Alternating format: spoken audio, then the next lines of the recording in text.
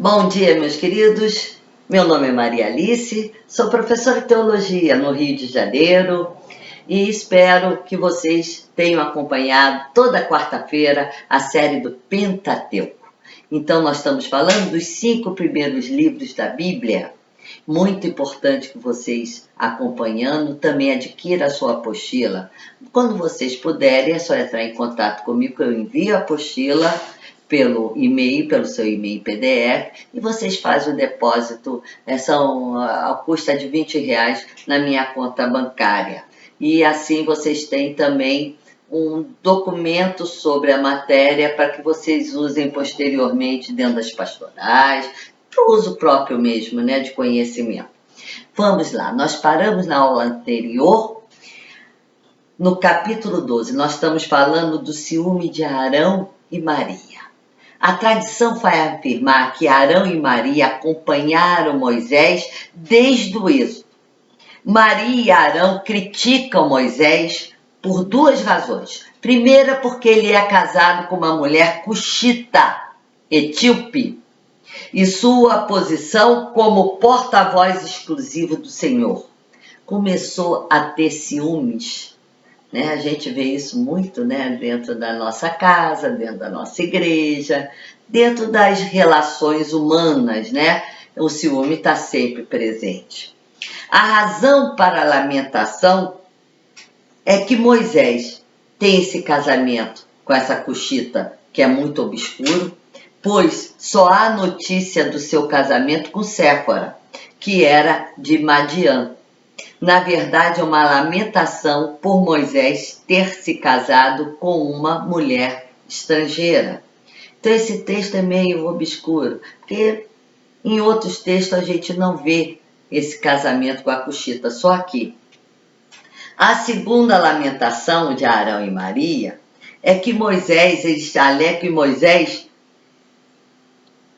por que ele tem essa exclusividade se Arão é tão profeta quanto Moisés? Por que a exclusividade é só dele? Essa posição vai revelar um ressentimento contra esse papel exclusivo que Moisés tem como mediador. Moisés é mediador entre Deus e o povo. Então Arão fica morto de ciúmes. A resposta que vem de Deus é o castigo, porque eles estão indo contra a autoridade de Moisés. E quem deu essa autoridade a Moisés foi Deus. Então, se eu vou contra a autoridade que Deus deu contra a Moisés, eu estou indo contra Deus. Então, por isso que vai vir o castigo. Então, o encontro, o Senhor vai convocar Arão, Maria, né? E vai ensinando qual é a diferença entre o profeta e entre Moisés. Moisés é maior do que um profeta, ele é um mediador.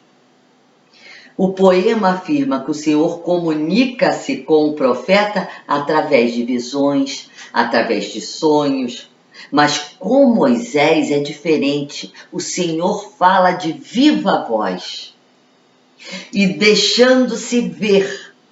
Assim ele é colocado acima de todos os outros como mediador incomparável da palavra do Senhor. Então, no Antigo Testamento, Moisés é o mediador incomparável da palavra de Deus. Depois que Deus dá essa repreensão, o Senhor se inflama de cólera contra eles. Maria fica branca como a neve. Essa expressão branca como a neve que nós vamos encontrar em Números, 2 Reis, vamos encontrar em várias partes do Antigo Testamento, quer dizer leproso. Branco como a neve, eu brinco com meus alunos, não é Papai Noel, é lepra, é o leproso no Antigo Testamento. Então ela vai ficar branca como a neve por causa da lepra. E Arão apela à ajuda de Moisés e se identifica com o castigo na sua confissão que ambos pecaram. Então, a partir do momento que eu reconheço que eu pequei, Moisés vai clamar a cura de Maria e por sua intercessão obtém o perdão. Mas para que eu tenha a obtenção do perdão, eu tenho que admitir de coração contrito a minha culpa. Se eu não admito verdadeiramente a minha culpa, eu não posso obter o perdão. Então muita gente acha que, não obtei o perdão. Aí tem. Você não admitiu de coração contrito a sua culpa. Porque para você admitir essa culpa, você tem que admitir a Deus e admitir ao seu irmão. Isso é verdadeiramente uma admissão de culpa de coração contrito. Então, muitas vezes a gente tem vergonha de ir ao irmão e dizer: eu pequei, eu errei contra você, me desculpa, me perdoa. Mas façam, isso é libertador, vale a pena. Nos capítulos 13, capítulo 14, apresenta um drama contínuo da revolta do povo quando visitam a Terra Prometida. Estes capítulos se organizam através das tradições antigas que o autor, eu já falei no início da aula, o autor é da mão sacerdotal, em uma explicação para essa longa caminhada no deserto. Então aqui nós temos vários, no capítulo 14, protesto do povo, o murmúrio do povo contra Moisés, contra Arão, e manda os exploradores vêm com um relato, e o povo murmura, e aí Moisés e Arão respondem se prostrando com o rosto por terra, se sentindo impotente perante aquele povo que não reconhece a mão de Deus no meio deles. Aí vive murmurando. Isso atualíssimo, né? Como se tem murmúrio? Se a gente murmura, é porque a gente não reconhece a mão de Deus na nossa vida agindo. E ali Caleb e Josué, pesarosos, rasgam a veste. É sinal de penitência, entendeu? E exorta o povo a confiar em Deus. Confia! Nós estamos no momento também de exortação a Deus, a confiar nele. Confia! Faça tudo ao seu alcance.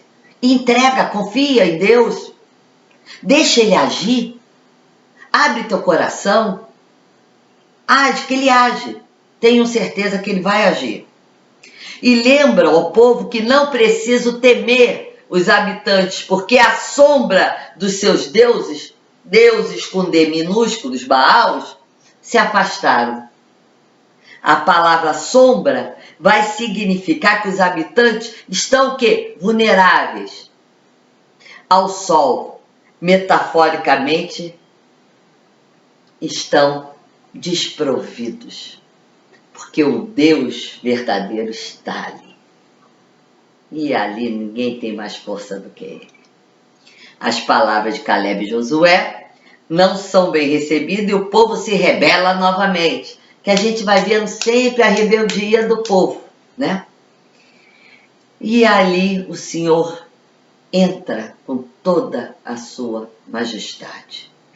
E vai no capítulo 14, dos versículos de 11 a 19, falar do castigo do povo e intercessão de Moisés. Novamente, o povo é infiel, vem o castigo e Moisés intercede pelo povo.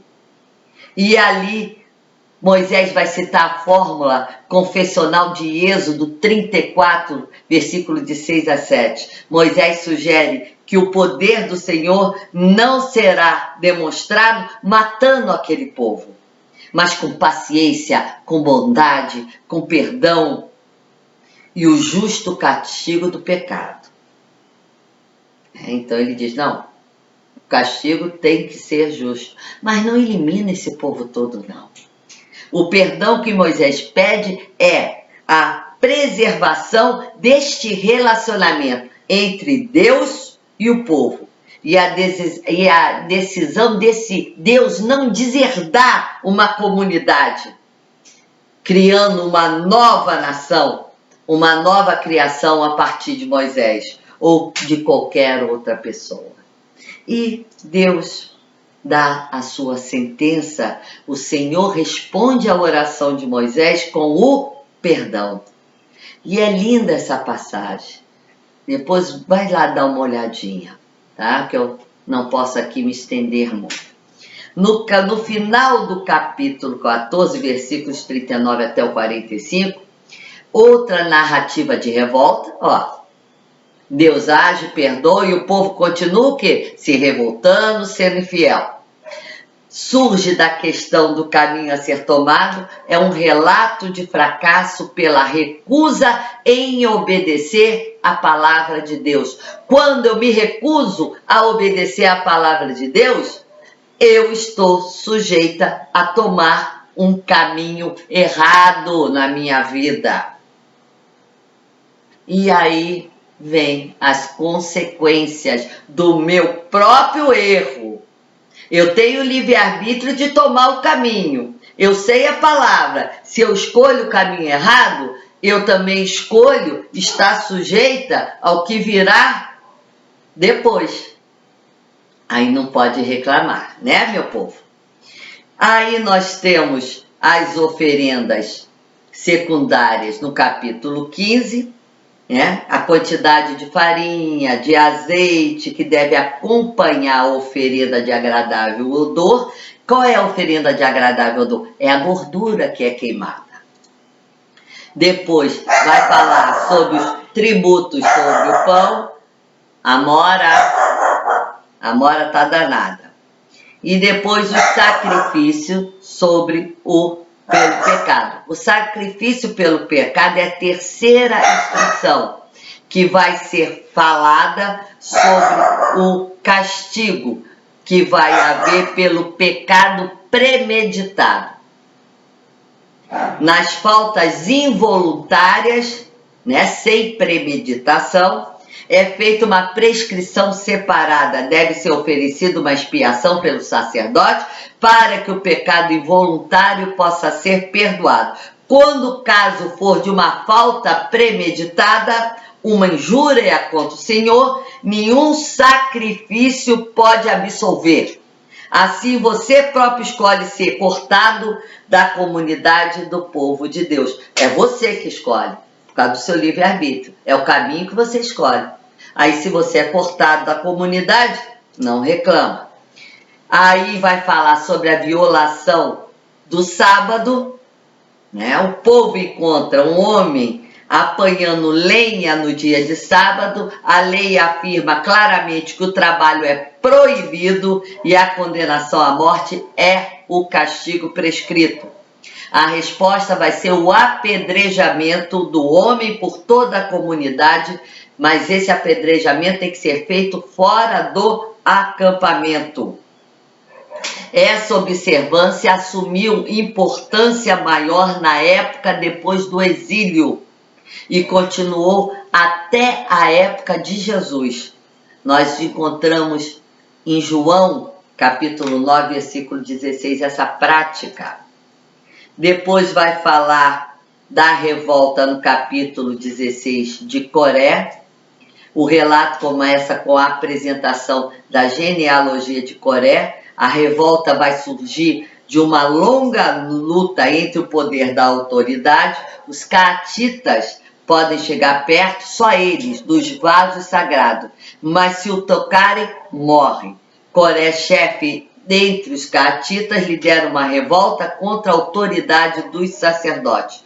Há uma luta dos sadoquistas, descendentes de Eleazar, para assegurar o sacerdócio. Isso a gente vai encontrar o texto também em 1 Crônicas 24 e Ezequiel 44. As narrativas de Números refletem a autoridade de Eleazar, que é o sacerdote, e dos sadoquitas. Os catitas levíticos, que faz da parte, né, que tem sempre aquela rixa entre os sacerdotes e os levitas. Os sacerdotes estão ligados a Arão e os levitas vão estar mais ligados a Moisés. tinham que se contentar em ser os porteiros, os cantores. Isso a gente encontra muito em 1 Crônicas, no livro de Crônicas. Moisés prostra-se, mas não intercede. Em vez disso, deixa o Senhor decidir quem é santo e quem Deus escolhe para se aproximar. Moisés vai instruir Coré e seus seguidores para preparar incensório, a ação reservada somente aos sacerdotes. Moisés está dizendo a Coré para assumir o sacerdócio e depois ver quem o Senhor vai escolher. Aí nós temos também a revolta de Datã e Abirão, depois o castigo de Coré, né? Quando ele faz essa... Aí Moisés manda fazer a preparação dos incensórios, ali enfatiza que o sacerdócio vai assumir o sacerdócio, e enfatiza também a antecipação do julgamento. Nesse momento, a glória do Senhor, a nuvem, não é isso? A glória do Senhor se manifesta em toda a sua majestade diante da comunidade. Moisés e Arão estão instruídos para separar o grupo que vai ser castigado, porque estão isentos de julgamento. Implora para que todo o povo não pereça por causa do pecado de um único grupo. Dirige-se ao Senhor, chamando de El, Deus Criador da vida. O Senhor assim isenta a comunidade do julgamento. Assim que a comunidade obedece e se afasta, o fogo irrompe do Senhor e consome somente os rebeldes. E assim nós vamos para, terminando aqui, Amora, que a Amora não está deixando dar aula, já estamos com 17 minutos. Nós vamos parar aqui e vamos começar a próxima aula no capítulo 17. Vamos falar do sinal de Deus para todo o povo israelita. Obrigado a todos vocês. Muito obrigado por assistir o canal. Não deixe de dar o seu like, não deixe de adquirir sua apostila e não deixe de dar um oi para a professora. Oi, professora. A professora adora essa interação. Muito obrigado mesmo e uma feliz semana.